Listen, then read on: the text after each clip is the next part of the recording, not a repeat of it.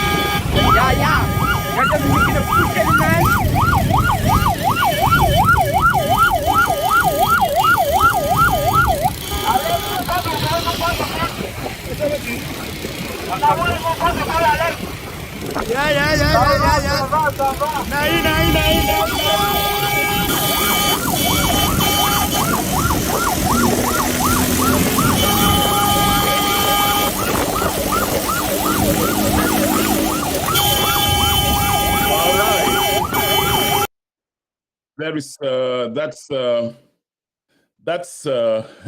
Jaitzeka and what he does. You can now understand why I brought this gentleman on the platform on this show, Voices of Africa. Ladies and gentlemen, join me now in welcoming the Wonder Boy, live from Douala, Cameroon, Eric Jaitzeka.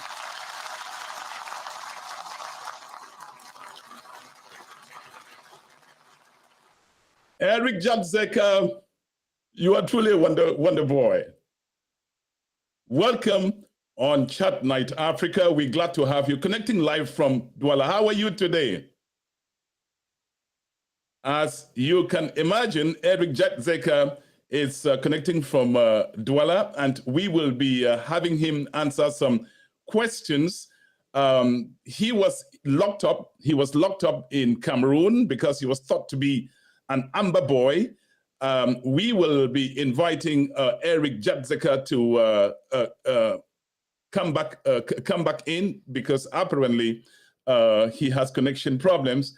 Yeah, that is Eric Jaitzeka. We have interesting questions for him. As I said, he was thought to be an Amber Boy and locked up for 2 years in Bui Division and then moved over to, I think, Bamenda Central Prison. And from there, he was released, thank God. He survived the ordeal. Now, Eric is a maker of things. He will be telling you a fascinating story. Now, this broadcast is airing concurrently on www.chatniteafrica.net. And you can also watch it in high definition on YouTube. Those of you who are on Facebook should you can switch over and watch on YouTube. Any moment from now, we will be having Eric connect back because, you know, the connections from between the United States and Maryland, the United States, I'm sorry, and Cameroon can be very, very, very tricky. So I'm expecting Eric to come back in. Eric, please, if you're watching, connect back and the conversation will be going. I will also be opening the phone line. For you to ask questions to Eric Jaitzeka. For those who have any questions, my phone line will be open so that you can ask him any questions. So any moment from now, Eric will be connecting back so that we can ask him some important questions. One, what took him to prison for 2 years? How did he survive the ordeal? He has barely primary school education. So how is it that he can come back and do so well? I'm watching, and anytime from now, Eric will be appearing on the platform. Ladies and gentlemen, here is Eric Jaitzeka. Eric, thank you for coming on Voices of Africa. Thank you also. Thank you for having me. It's an honor. Thank you. Now, let's get straight into it. You were locked up for 2 years. What happened and where were you locked up? In Kumbo, back in Kumbo, my hometown. That was 2 years, 5 months actually, but it was kind of a waiting trial. Never been sentenced. I would say illegally detained because there was no crime directly to me, and I never had a chance of bail. No, there was no judgment, there was no sentence, there was nothing. Again, it was just circumstances that I think along the line, I believe that at the end of the day, what put me through was that I believe that God had a hand in it, because actually it was injustice on my side, because I was being held without a crime against my will, and no lawyer could get me out, no justice and peace could get me out. And we did try, our family tried, we reached out to all the best lawyers we could, and the thing is this, I would say I did learn my lessons, but the thing is this, I went to a company, there's a Camtech company in our country that runs the network company. So they usually sell some disposable poles. We'll come to the lessons that you learned as a detainee, because people thought that you were an amber boy. We'll come to that. Okay. What were your experiences in prison when you were detained? Well, the truth is, now you have all the experiences, the bad and the good, and I would tell you, prison is not the place to be. How I wish prison was a place that everybody could go for just 1 month or 2 months to go learn a lesson and come back. But it's rather unfortunate that prison is a place that you go against your will and you are there and you never know when you can come out, except for criminals who are being charged and sentenced to a particular period of time.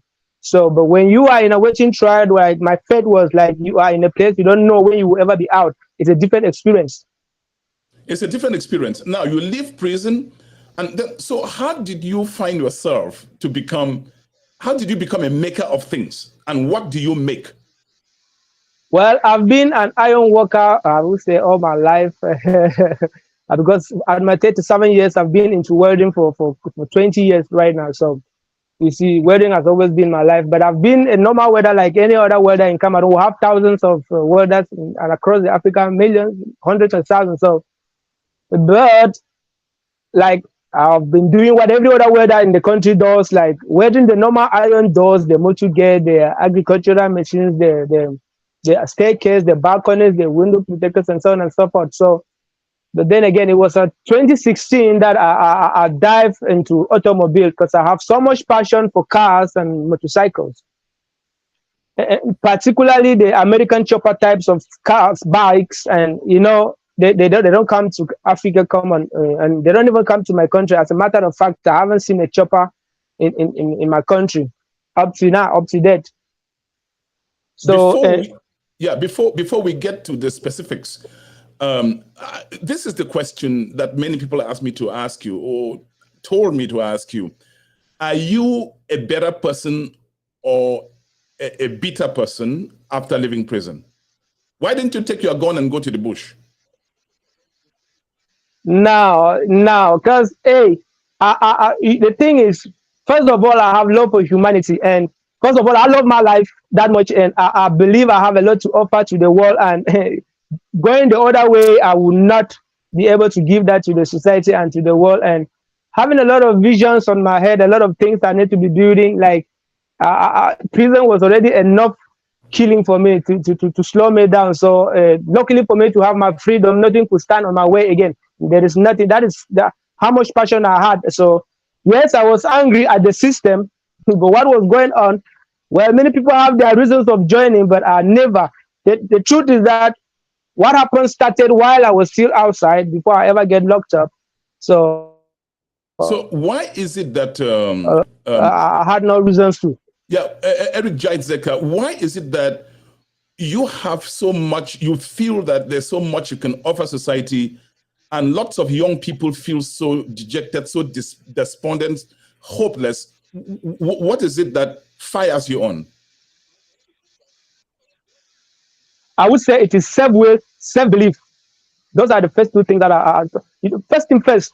It's a passion. You need to develop passion for something. This work, despite the fact that I'm doing for a living, that is the only thing I do with full satisfaction. Before making money out of it, I'm super happy every time I am creating something. So it is the thing that gives me joy, and envisioning something in my head and then putting it into practice and realizing the project is one of the greatest achievements I always have on my day-to-day lifestyle. So that alone, as an inventor, fabricator, it gives me joy. So I'm doing it for myself. I'm doing it for the world.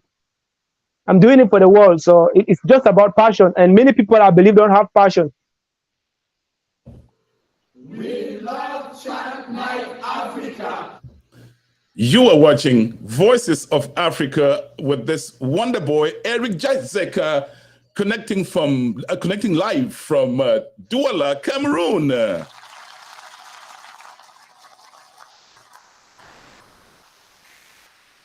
Eric Jaitzeka on Voices of Africa. Boy, yeah, I have to say you're an amazing guy. What's your education? How far did you go in school? Formal education? Formal, I mean. I had my primary education, and I never furthered my education like to go to secondary school. You know, back home in Cameroon, in Africa as a whole. Let me just generalize in Africa, but in Cameroon, from nursery to primary, you go to secondary school, from there to the university, and so on and so forth. So after my primary education, I deliberately refused to continue school. When I say I did not continue school, that doesn't mean I stopped education, because I believe I'm one of the highest young Cameroonian who study so hard. I study so hard. It's just that I have particular things I study. I believe in the things that I want to learn, and I don't see that in the systems.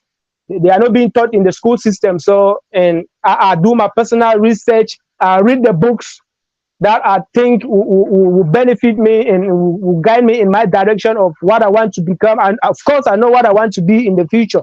I see myself 10, 20, 30 years from now. So I always look at myself today, after 1 week, after 1 month, after 1 year, after 10 years, after 30 years, if I'm given the life. So, and I know that it is through some particular type of studies that I can find myself, I can realize those dreams. So I know the types of books that can guide me. I know the types of programs that can guide me. So I said, let me take that line. Eric, I have to, you know what? You just wow me. You just wow me, because I don't know where you're getting all these ideas from. You're not thinking like somebody whose only education is primary school. It's, first of all, the English you speak, you would think, one would think that you graduated from university. What is the role of passion in accomplishing what you do? See, there is one thing I would say, that there are thousands of challenges. And you're thousands of challenges when you are into automobile. Anybody will tell you this.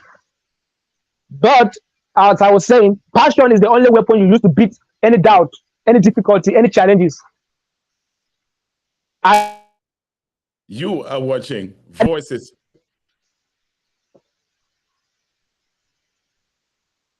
Yeah, so what I say is this. Yeah, what I always say is this. It is the passion. Like when you know you want to realize something. Let's say, for instance, that I want to build a car that I know that is not in this country, and I know I have made it a target that I must achieve this goal. So, hey, regardless of whatever stand on my way, I will make sure that I realize that dream. And until I realize that dream, I don't feel the fulfillment. I will not be fulfilled. I will not have the satisfaction I need. That is just it. The passion is what breaks every barrier, every difficulties. There are difficulties to become an inventor, to become a fabricator, to be doing the things I'm doing and the things I've been doing. Of course, if it was something that it was at ABC, like all the thousands of welders around my neighborhood, my country as a whole would have been doing that, but still, they are not. Eric, again, I don't know. You just scare me. You are a welder, and there are thousands of welders around the country. What makes you different? Why? How did you come about being so different? How did you stand out? What makes you stand out? I'm a self-believer. First thing first, I'm a self-believer. And I believe in God, and I know the way He created the world from the story that we all know. And I know that it takes, what you say is what you become. That is something that I've lived a practical life, and I've seen it. What you utter from your mouth that you will do it. And with the moment you say you cannot do it, you are defeated automatically. So one thing with me is that, hey, I will do this. I can do this. I can do absolutely anything. And that is the goal. That is the target. That's what I've been doing all my life. That is what makes me to achieve the things that I'm achieving in my fabrication world. So there are many who set their limits. It kind of degrading to use this statement, but it is the fact, because I have other welders I've been training for the past 15 years, and I have colleagues who are welders, who are amazing welders. I tell you, they are doing amazing things. Like, sometimes I wonder why people see me as the greatest, but I believe that is because I'm coming out of the box. I'm doing the things that the rest are not doing. But the truth is this: there are 1,001 great welders that I know around, that when I'm walking around, I see them, I see what I'm doing, and say, hey, bro, come on, man, you are great at what you are doing. Like, I see them as a motivation. But then again, I think more than they have a limitation. Let me put it that way. If they didn't have a limitation, let me tell you something. My very first bike I built was 2016, and when I was arrested said it was standing outside in a workshop 2016, 2017, 2018, 2019, and nobody could do the copy work. Nobody had even think of doing that. Nobody doesn't. Nobody. So you see, it takes a different level of passion. It takes a different level of passion to be doing what I'm doing. Trust me. And I encourage. Yeah, yes, go ahead. sir. You encourage you. I always encourage every colleague of mine everywhere that I come in contact with. Hey, I receive more comments from welders more than from people who are not even welders. And I receive so much compliment from welders, and I keep saying that, just come on, man. Don't make it look like I'm different. We are one and the same thing. You have just said to yourself that, hey, I cannot do what Eric is doing. Many of them said, hey, you're a white man and a black man. I'm like, come on, don't use statement like that. God created every humanity and give us the same standard of knowledge, the same incredible knowledge. So they are different from us because they are doing the things we are sitting behind and watching them do. And of course, to tell you the truth, I still have people that I follow. I still have welders that I follow, but of course, I don't have any welder in Africa I follow. But I have welders in America I follow, like, you know, like Jesse James. I can call the names and so on and so forth. I have a couple of welders that motivated me, that I say, hey, this is an individual doing this. Hey, Eddie, you can become like that. You know, and what is stopping you? You are a welder. You are trained. This is the thing about welding that people don't know. The basics is know how to cut iron perfectly very well, know how to weld the iron perfectly very well. There are different types of irons. So know all those things, know how to maneuver yourself with all the machines. Then from there, you take the iron, the same things you do with irons to produce a grinding mill, to produce a milling machine, to produce iron doors, window protectors, and all the like. It's the same thing you do with a car. Cars are being built by welders. Bikes are being built by welders. Why are we limiting ourselves?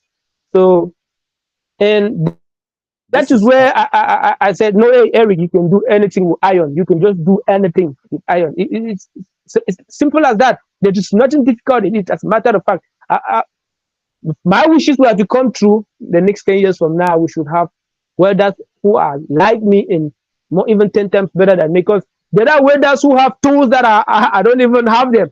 Mm. You want to know something? My very first bike I built, I had only two tools, two welding machine and a cutting machine, which is I change one tool from cutting. If I want to grind to file and iron, I change the cutting and put the grinding. Two tools, one welding machine and one filing machine. Unlike now that I have a couple of them, but still they are not amount to anything. So what set others aside is this, and what limit others aside is this. They look at the big companies, they see all the CNC plasma cutting machine, they see all the 3D printing machines, and they are like, hey, until we ever be doing this, until we ever be able to make an engine, make a tire, make a that and that. And life is not like that. I have followed all these big companies, these corporate companies, and I see what they do. I know a couple of them who build cars. They have no idea how the engine is being done. It's being shipped in by a different company, probably from a different country. See. So, hey, I follow their footsteps. Like, you always have the people you envision to be like them. You emulate their styles, and you want. So I'm like, oh, if this man could build a car from scratch, build the cabin, the chassis, both the tires, both the cabin, do the lighting, and so on and so forth. Hey, you can do that. The most difficult part, the main part is do the chassis and do the body. Every other part comes in the engine, the tires, and the windscreen and all the light. And you are watching Voices of Africa, and my guest is this wonder boy connecting live from Cameroon, Douala, Cameroon, Eric Jaizeka.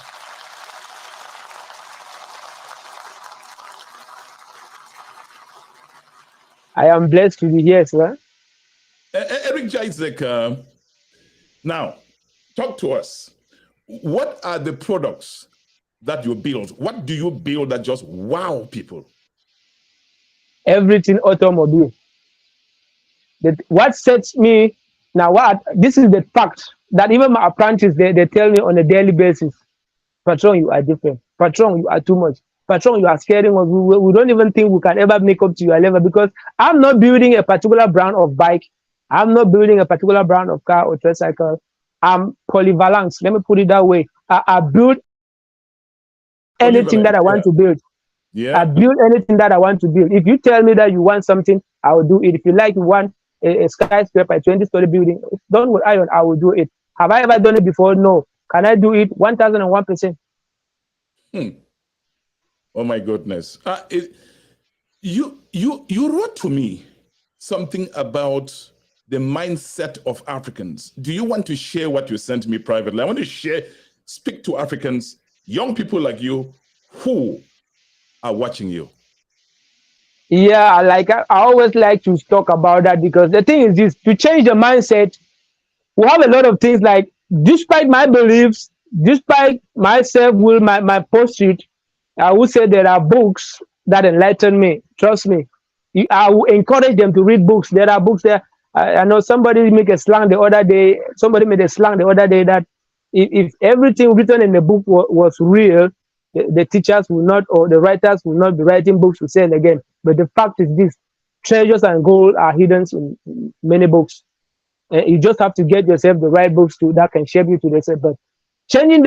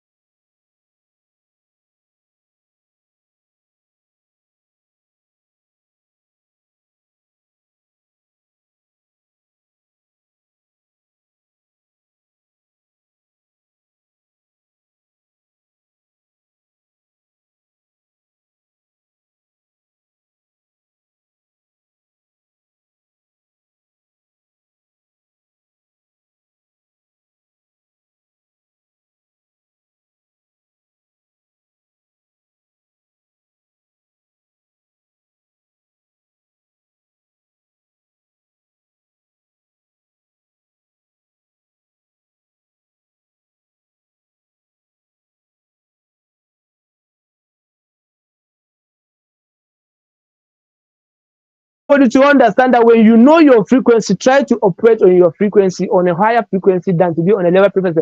We have energies and people drain our energy. When you have people who don't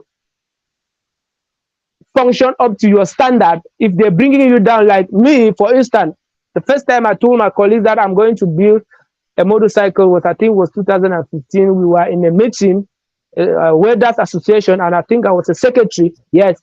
So every time we sit, they were conversing after doing the necessary thing. I heard my colleagues like, "Hey, bro, China, they have removed this Nangfang, they have removed Saneli, they have removed this." I'm like, I got up one time, because when you want to talk in that meeting, you raise your hand. When they give you the opportunity, you speak while everybody is silent. So I raised my hand and I said that I would really like for people to give me a listening ear.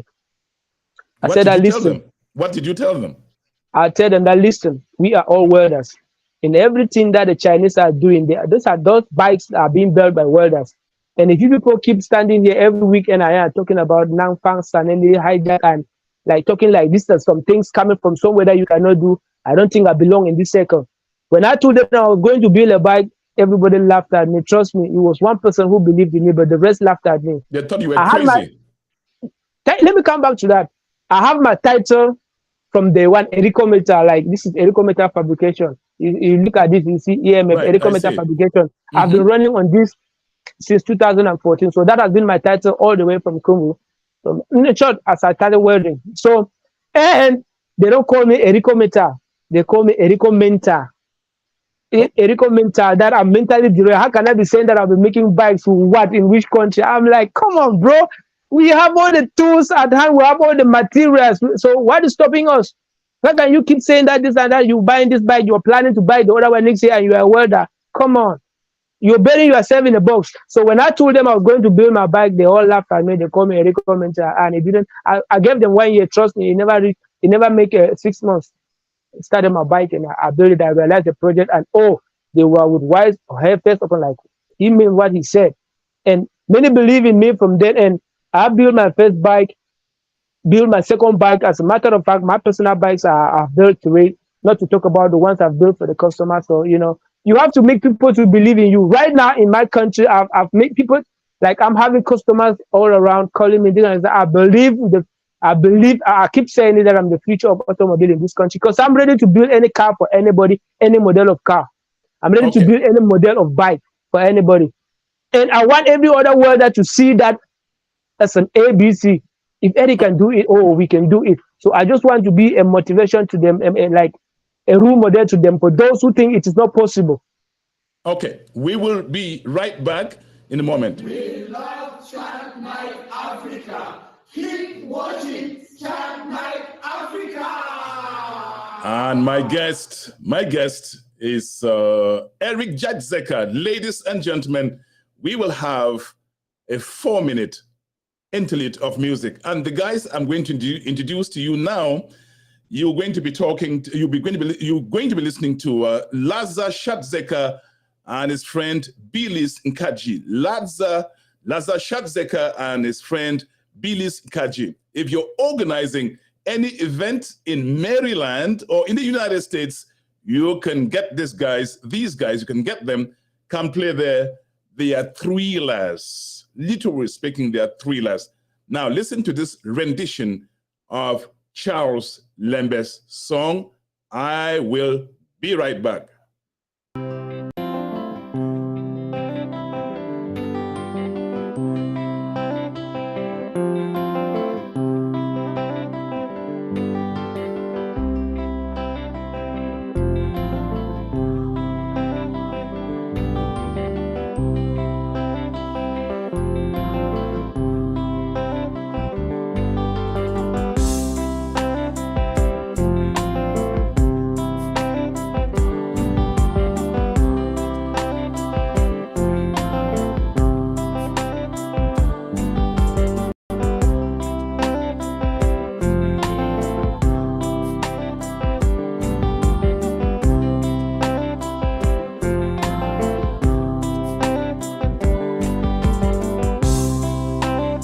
Chimodipo inabola mudima wase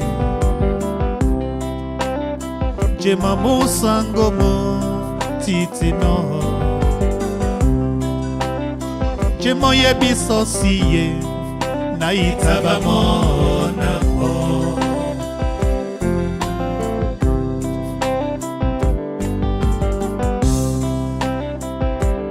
Pola epongo nyola bato bese Disima pula pondo ngona moto tade Ngia mito mangila Disi bese ni soboe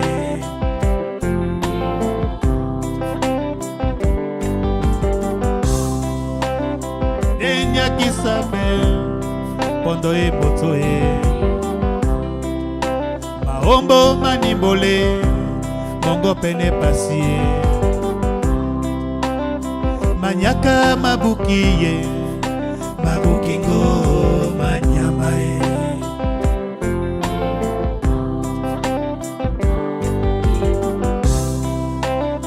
Biya mutiti pe nikondi boye Tata mweyande esumba matanda Amota benamae Umawasandenge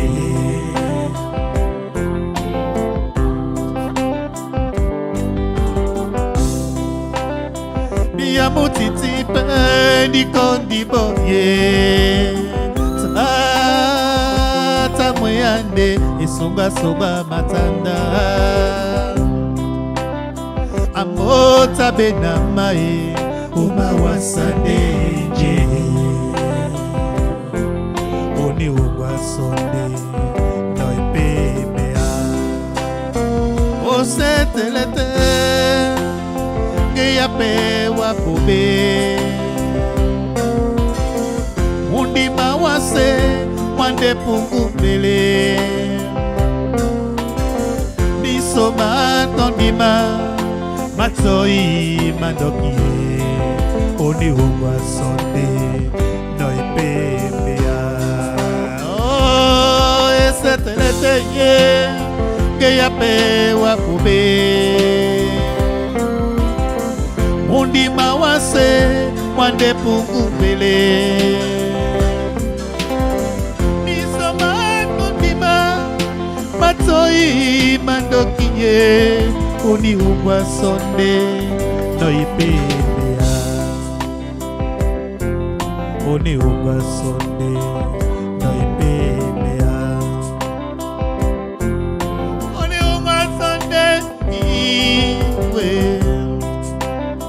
Yes sonde di Yes sonde di Ibwa na meyande De talogo O mati pande kanyama Kanyama mabiti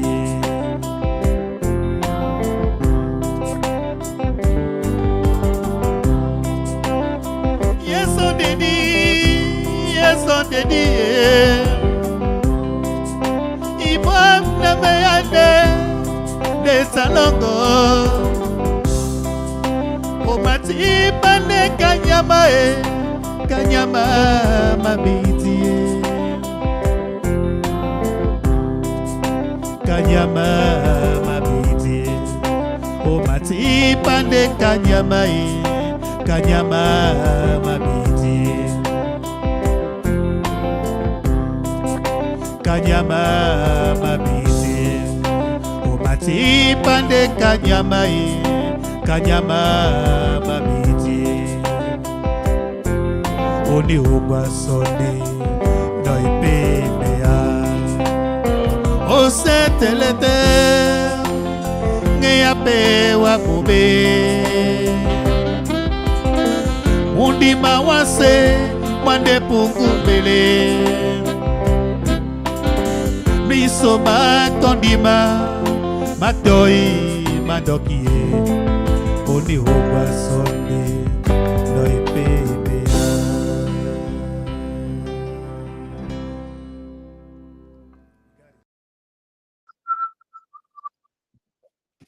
Wow, that's my friend Lazar Shatzeka and his friend Billis Nkaji. If you're organizing any event in the United States, call these two guys. I had a friend in Atlanta who organized a wedding and invited them when my friend watched these two guys on my show, and they went there to the wedding in Atlanta, and people haven't stopped talking about their performance. Thank you, Lazar Shatzeka and Billis Nkaji. Ladies and gentlemen, once more, we're going to invite the Wonder Boy connecting live from Douala, Cameroon. Now, listen, this guy doesn't hold a PhD. The furthest he went in school was primary school. And his ideas, I don't know where he's getting them from. It's just crazy to me. And he's doing crazy things. When I said he's doing crazy things, he told me that Divine, the world is changed by crazy thinkers. Ladies and gentlemen, this is once more Eric Jaitzeka, who was locked up in prison in Cameroon because he was thought to be an Amber Boy. Now, if you are not from Cameroon, Amber Boys are those who took up arms against the central government fighting for the separation of the northwest and southwest regions of Cameroon from the rest of the country. Now, that's a different story. That's a different story. Ladies and gentlemen, you can also watch this show in high definition on YouTube, and also we are on Facebook. We are practically everywhere. I want to thank you before I bring my friend, Mr. Eric Jaitzeka on the platform. I want to thank all of those people who have been supporting me to build this platform the way it is. Something is coming. It will blow your mind. My tech support team is working on it. Ladies and gentlemen, here is the Wonder Boy, Eric Jaitzeka.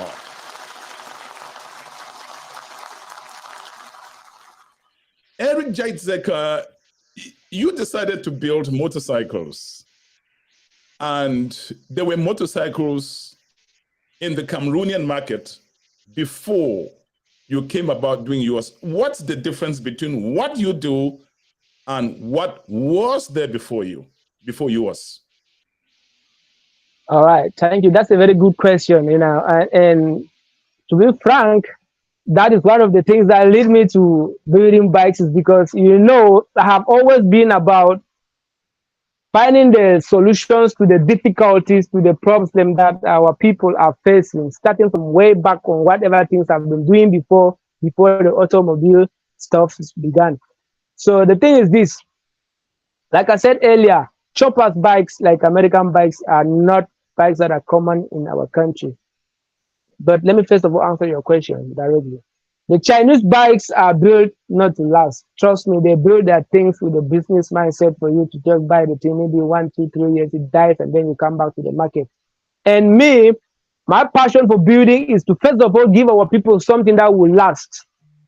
Now, if you look at the bike I built 2016, I'm riding on a day-to-day life. And if you look at it today, you will not believe that this is a bike that I've gone for more than half a decade, So, but here, the commercial bikes, the Chinese commercial bikes, especially the tricycles that are roaming there, that are running the streets of Douala, that you can tell. Trust me, you can ask anybody who is a biker, who is a tricycle dealer, they will tell you the highest it works is a year, or maximum a year and a half, and everything dies down.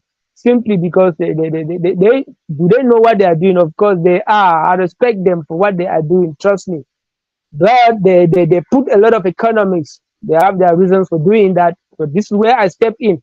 I'm trying to give our people what will last. Like my very first tricycle that I built 2 years ago, if you look at it right now, it has worked for a year. You would not believe you'll be standing there. And I tell my customers, I'll give you the guarantee for the next 5 years, and no single iron will cut from your bike. Why? Are you serious? I'm serious. Why is it like that? You give them a 5-year warranty. I don't think 5-year warranty a lot in Africa. Trust me, man. Trust me. You probably might have to give Nick an order to be a living witness by having one. The truth is this: there is quality in irons. There are irons without quality. So when we talk about the guarantee on iron, it's based on the durability of the iron. So I go for the solid iron because I understand our roots. We don't even have the perfect roots so far. Might be they are building those bikes back then in China, where everywhere is tarred, not understanding that we have rocky roots, gutters, that many things that will cause your bike to deforest in a shorter period of time. Let's pretend they don't know, but they do, because we have a lot of Chinese roaming around the street with us here. So. But they just want to build something that falls apart and they come and buy it all over again. They don't want to build something that they don't want you to go out of the market and never turn back. That is their business mindset.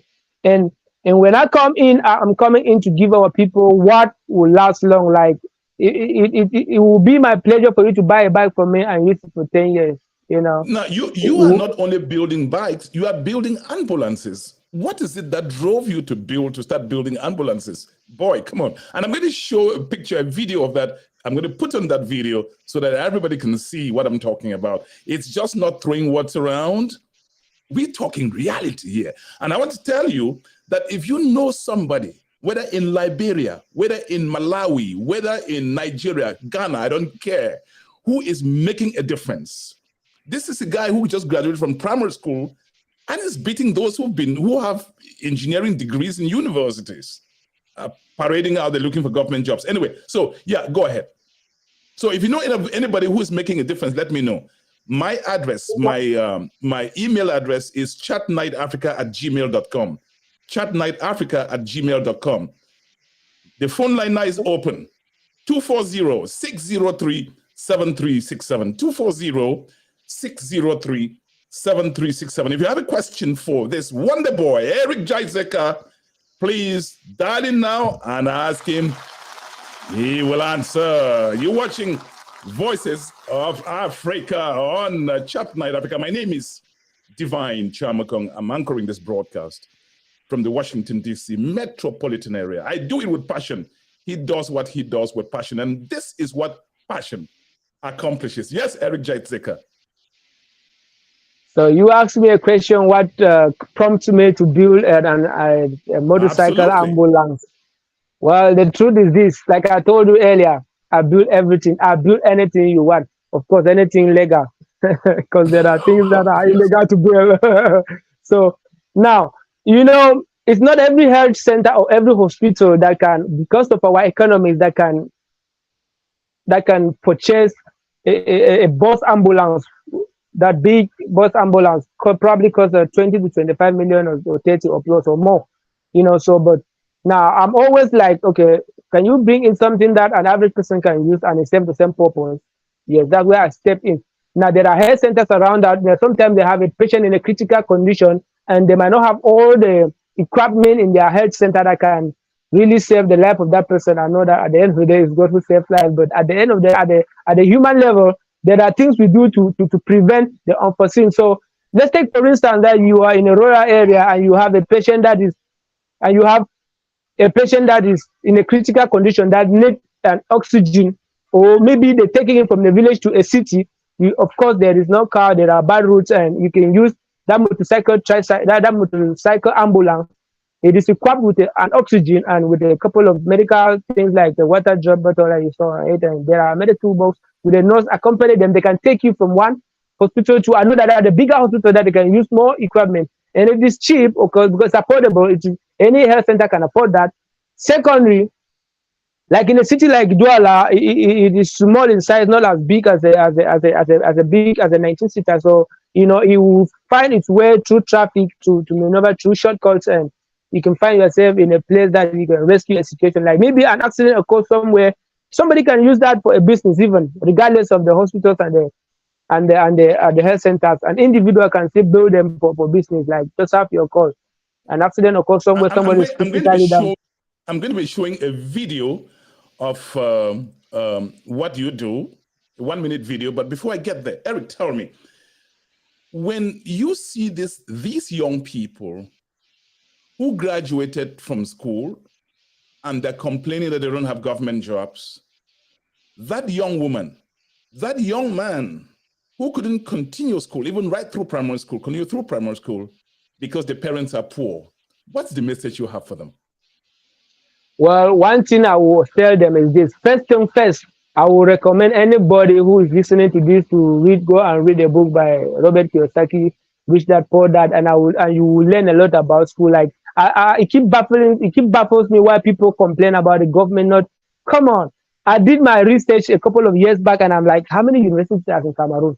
I did my counting from northwest to littoral to central to all the regions of Cameroon. I calculated the universities and I did my own personal calculation. I might have not been right, but I know that each university is bringing out doctors with PhDs and everything. Every year, we're talking about every year graduates, people who are okay for the market. And come on, where are the companies? Where are the sectors that they can employ them? And we keep complaining. It's not that the government is never going to come and rescue us. Trust me, I'm telling you this. And I'm a living witness. I've never depended on the government on anything for anything. And that is why up to now I've been able to achieve the things that I'm doing. If they step in, good and fine. If they don't, who cares? I'm doing myself, and I'm, you know. Eric, do you have a godfather in Cameroon? How are you able to do this when everybody's saying, oh, we can't do business, we can't do business? Do you have a godfather at the presidency or at the prime minister's office who is like just pushing you, from the back? Nah, God is my godfather. I'm a loon soldier. God is my godfather. I don't have an individual who I can call that is my godfather. If I could have a godfather in this country, I would not have been detained for a day without a crime. So I don't. There's nobody that I do have people who are father figures, and they are not in the level that they can defend me or can put me in some offices or link me with some influential people in this country. But as a matter of fact, everybody in this country should know about me because I've been shown everywhere and almost all the TV channels around, and even in the national channels. As a matter of fact, our president should know about me if he's still watching the national channel, so. Oh my God. And everybody knows my point of view, and everybody knows what I stand for. Everybody knows what my beliefs, and I make sure I impact every youth around me. So I get angry when people complain that the government is not giving jobs. Trust me, if I was the government, it would be difficult. I know what it means. I've been running the workshop and training different types of apprentices from different backgrounds, different training, and Trust me, it is not an easy task to rule, to govern over people. Yes, but I'm not You, trying to. Yeah, but you I'm are not trying to say. watching. Yeah, you are watching Eric Jaitzeka live from Cameroon. And Eric Jaitzeka, the welder with the difference. Now, Eric, you said you have some, by the way, my phone line is open, so you can dial. Anybody wants to dial can call now and ask the question. My number is 240-603-7367. 240-603-7367. Eric Jaitzeka, talk to me. You just said that you have some projects in the pipeline. Do you want to go to the moon? Not quite. What Nah. are the projects you have? Look, the thing is, there are things that I've done and I haven't begun yet. There are things that I've done already that, hey, these are enough from looking from every angle. But personally, where I know I want to be, I haven't begun yet. But are there projects on the pipeline? Yes, of course. But I don't like to let the cat out of the bag. I always like my works to do the talking, because I do have my works to back up everything I say, every detail. So I like my works to do the talking. How many I people have wouldn't you want trained? to. How many people have you trained? So far, I have 12 for Okay. my 18 years in welding. I have 12, and it is so sad.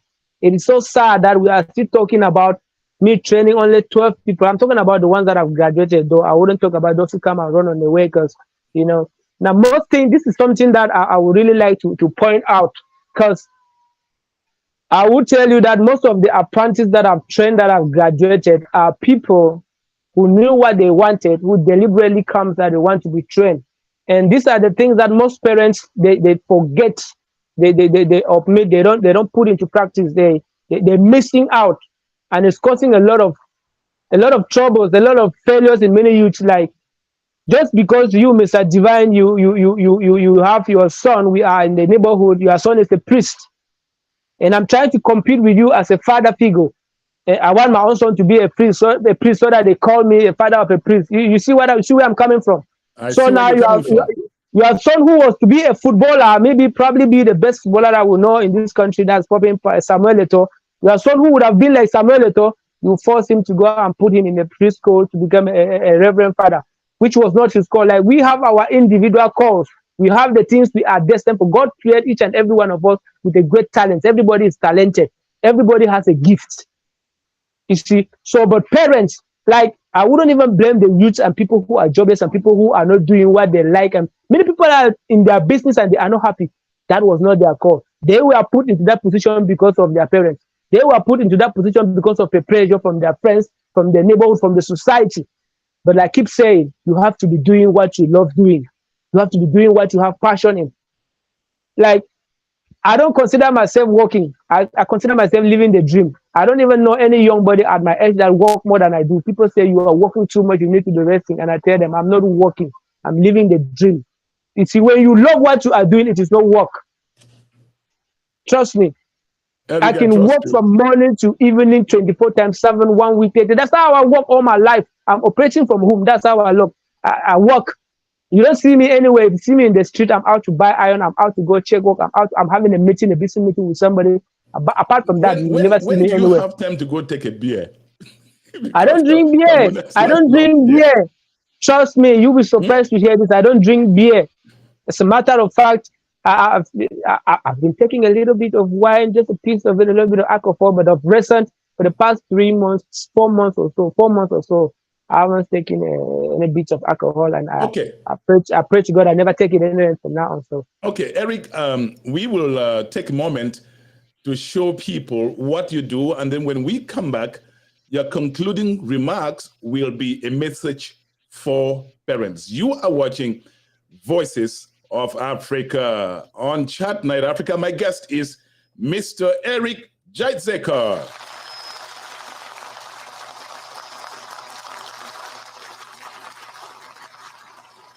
And right now, let's see a little what this guy does. Here is one of his inventions, Eric.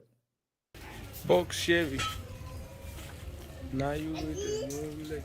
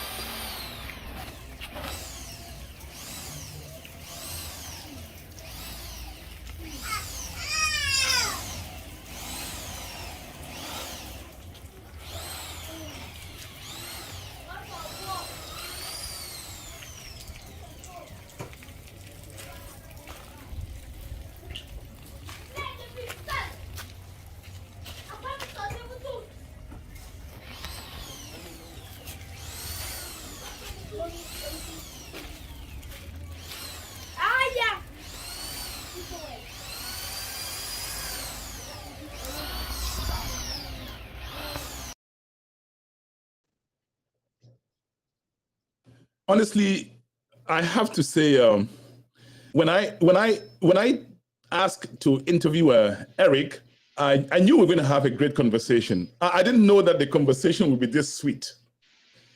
Eric, before we go, two things. The first question is, what is the message you have for parents? That's question number one. I'll come back to ask question number two. Speak to parents. Look, thank you so much for that question. I always like to cut myself as an example for such a question. Let me tell you something. I will answer your question with a story, a very short story, a very brief story. Sure, go ahead. My father, who raised me up to be this great Eric that I am that you're talking about, is I'm so grateful for God for giving me such an amazing father. He found out he found out he is a true father. He knew me from birth.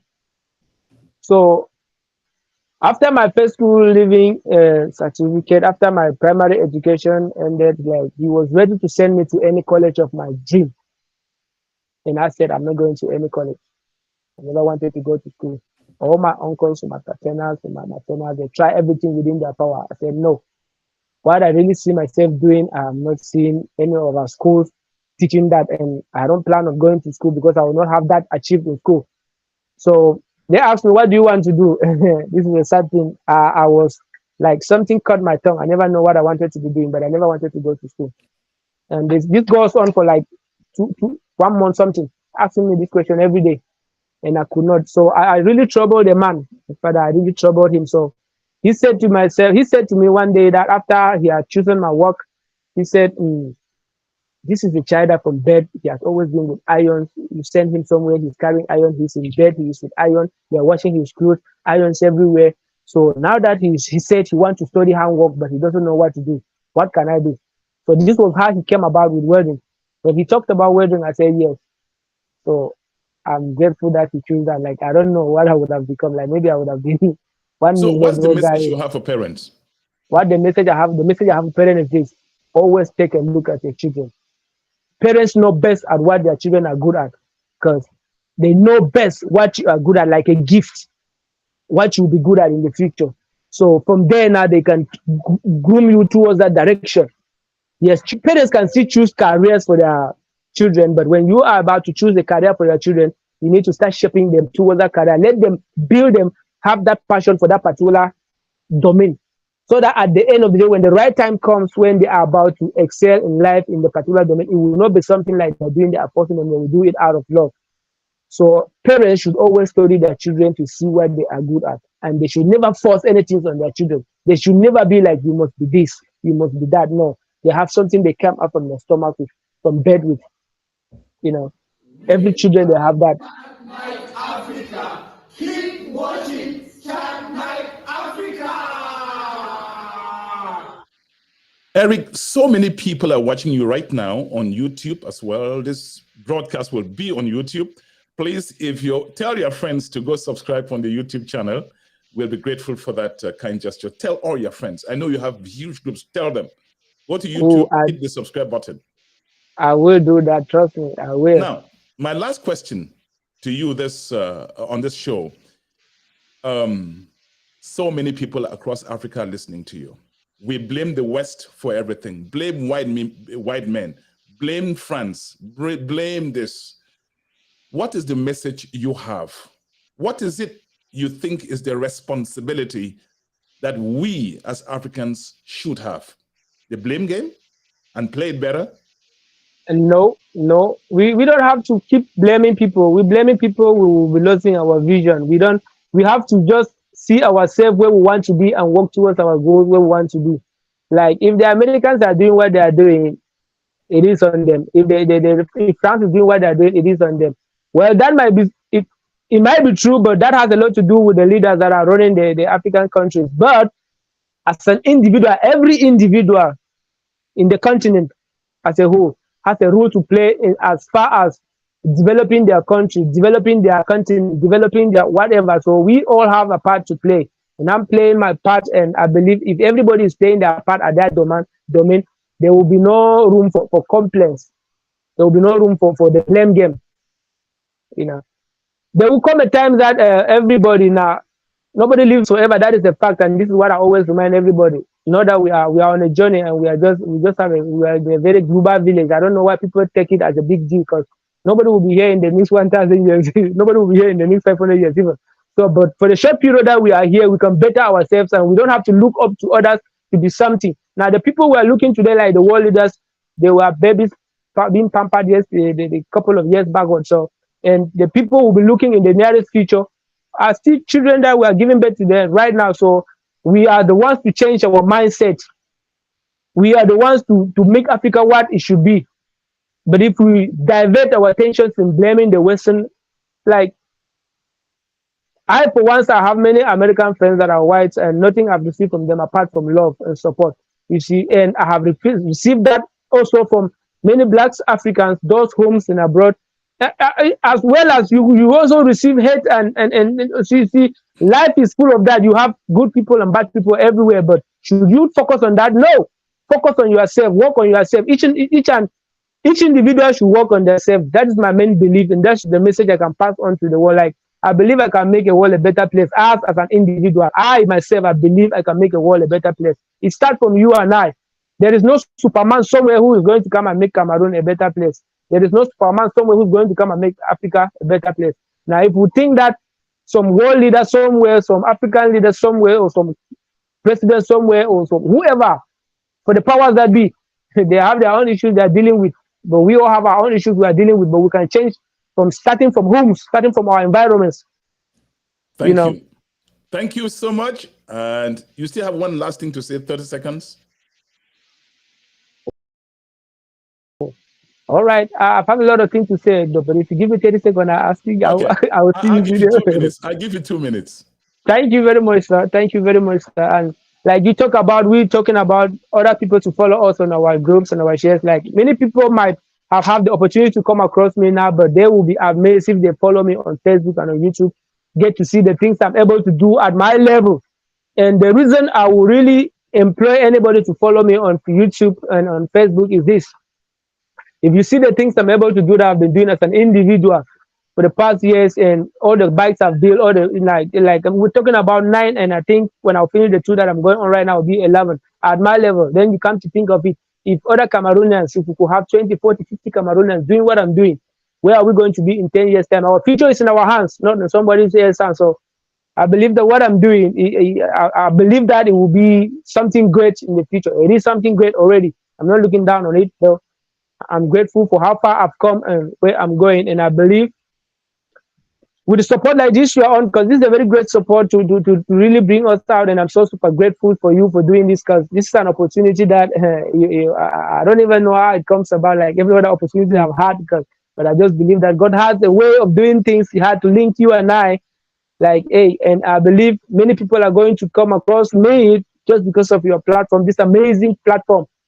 And I pray that you continue to like, there are many Cameroonians, many Africans that are doing exactly what I'm doing, or maybe even better in many other domains, and I believe that the world should know. And I employ the diasporas, like you really need to turn a side back home and see there are things that we cannot do on our own. Like I'm just one of those who have said, let me take the bull by the horns.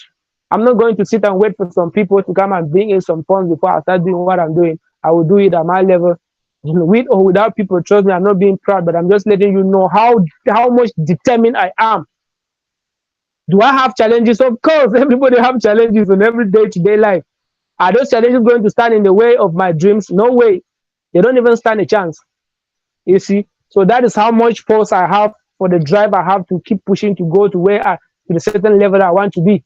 You know, and I'm proud to say, and I'm happy to say that my people have started believing in me, and many African countries are believing in me. And to tell you the truth, the very first company, that the very first customers I had who come to purchase bike from me, we are a company like, you know, a green house venture company, a big company in a country like that, coming to me to purchase a bike, which they could just go and buy from a market like this. They come and pay me because, you know, I'm still doing prefab. So, like, what am I saying? What am I trying to say? Like, I'm still working on command. I don't have that finances to make bikes and sell. Like, if I could, I will have a mall somewhere that have 10 different cars, 1,000 different bikes, 1,000 different tricycles, you know. But at this level, I'm grateful that I have believers, people who can vouch for me, give me funds, and I produce their bike. Trust me, all the 9 bikes that I've produced, all the 7 bikes that I've produced and sold are paid up front. So you see how much trust people have placed on me. Like, somebody come and remove 2 million, take this and build me this tricycle. Take this and build me, take 1 million, take this 500,000 and build me this bike. Because they believe in you and they really want to see you succeed. And thanks to these people, without them, you would not have even known about me. Trust me. Because we need people, we really need people to believe in us. And a lot of people back home believe in us, but they don't have the means. And I know for a fact that we have a lot of people in the diaspora, like, based on the economics, you know. Why am I saying this? There is a reason why I'm still in Africa. There is a reason why I'm still in Cameroon. It's because of the love for my continent. It's because of the love for my country. Do I have opportunities to go to America? Of course. Trust me, I have more than 100 friends in America that are bikers, that are running companies, those working in companies who are like, Eddie, how much do you make in a year? I mentioned it, they laugh at me like, boy, this is the opportunity you can, what you're making in Cameroon a year, I can make in Canada in a month, or in America in a month, you see. Do I have opportunities? Yes, I have about 3 or 4 applications on my table. That if I say, hey, right now I'm ready to go, I'm gone. Hey, Eddie, why are you still stopping in your country? It's about the legacy. It's about doing something for your people. It is about proving that Africa can do it. It's about proving that Cameroon can do it. It's about letting the world know that, hey, we will not remain in buying foreign bikes, foreign cars, when we can do it. It's not the man of color that can do it. It's not only the white man that can do it. I hate to call the world because I don't even see color. You know, I don't know the difference between blacks and white. I know that blood is having one color. And my love is the love for humanity. I know whether racism exists or not. I believe in love for humanity. I believe in one race, which is human race. You know, so do I look at the white people? I hate to use the word white because I'm not even black, but the color's black. So let us not go into that dimension. But I don't like to look at the white person as being superior to me, because you are not. Thank you so much. Thank you. And We're going to wrap it up there because I know you're more than a motivational speaker. Thank you so much, Eric. I will talk to the next. Africa. Keep watching Chatnite Africa. And next week, we're bringing another amazing person. It's going to be a revelation. We are building something for you at Chatnite Africa. My tech team is doing that. It'll be tectonic. It'll change the game. It's going to be a game changer. And we do that because we believe in passion. We believe in passion. I keep thinking how we have to do this better and serve our people even better. You see that guy, look into his eyes. He has the determination of a tiger. Eric, thank you so much for coming on Voices of Africa on Chatnite Africa. Ladies and gentlemen. It's my pleasure. It's a blessing. Thank you, sir. Ladies and gentlemen, that's how we're going to say merci à tout le monde. If you'd like to support us, we will gladly take, just as long as we will not be dictated to as to who comes on our platform and how we conduct the interviews. We are fiercely independent here. We believe in the independence of journalism. Thank you so much, Roger Full, who is head of my tech team, is producing this broadcast in Nigeria. We are on YouTube. Please go on YouTube channel. We are everywhere on the internet. Go there, you'll see Chatnite Africa. Somebody, oh gosh, I got lots of people. Well done, well done, well done. They're shouting well done to you, Eric. So thank you so much for watching this broadcast. My name is Divine Chamukong. I'm anchoring this broadcast from Washington, D.C. metropolitan area. And on this platform, we have 3 programs: Health Matters, Healthline, Family Matters, and then Voices of Africa. We will be adding something very soon on IT, information technology. That's being worked out. All right, that's how we say goodbye. We love you. Je vous aime, faut que je parte. I love you, but I've got to go. Bye for now, and I'll see you next week for yet another volcanic edition. I'm coming back. I'm coming to get down. I'm coming to dance, We're gonna dance, we're gonna get down, we're gonna party hardy, we're gonna boogie woogie, and when we jam, it's out of sight. This song right here, it's dynamite. I'm ready.